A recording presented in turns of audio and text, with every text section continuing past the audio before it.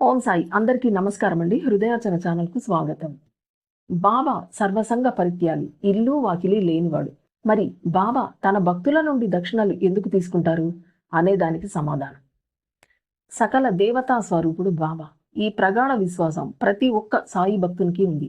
తాంబూలం, సువర్ణ పుష్ప దక్షిణలు లేని పూజ లోప భూయిష్టమని అందరికీ స్పష్టంగా తెలిసింది.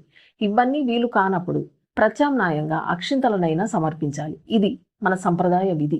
ఆ విధంగా సమస్త దేవతలకు ప్రతిరూపమైన బాబాకు దక్షిణలు అర్పించిన వారి భాగ్యం మహాభాగ్యమై అలరారుతుంది. అయినా బాబా కొందరి దగ్గరే దక్షిణాలు పుచ్చుకునేవారు. మరికొందరు దక్షిణాలు సమర్పించాలనుకున్నా నిర్మోహమాటంగా నిరాకరించేవారు.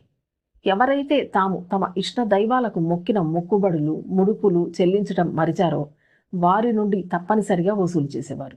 గుడిలోని దైవానికి యజ్ఞ యాగాలయందు ఋత్విక్కులకు, వ్రతాలయందు ఆచార్యుడకు, పురోహితులకు, మహనీయులకు మనం వినయ వినమ్ర భావంతో సమర్పించుకునేదే దక్షిణ.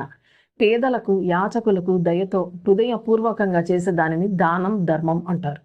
కాశీ, శ్రీశైలం, అహోబిలం మున్నగు పుణ్యక్షేత్రాల్లో గ్రహణం, పర్వదినాలు యోగ్యులైన వారికి దాన ధర్మాలు చేయటం వలన 1,000,000 రెట్లు అధిక ఫలం దక్కుతుంది. అలా అని శక్తికి మించిన మహాదానాలు చేయవలసిన అవసరం లేదు. చేయగలిగిన దానం నిండు మనసుతో త్రికరణ శుద్ధిగా చేస్తే చాలు. మొదట్లో బాబా ఎవరి దగ్గర నుండి కూడా ఏమీ తీసుకునేవారు కాదు. తర్వాత భక్తులు సమర్పించిన 1-2 రాగి నాణేలతో నూనెను కొని మసీదులో దీపాలు వెలిగించేవారు.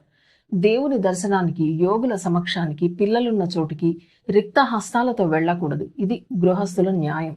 ఈ కారణంగానే బాబా భక్తులు సమర్పించింది స్వీకరించేవారు.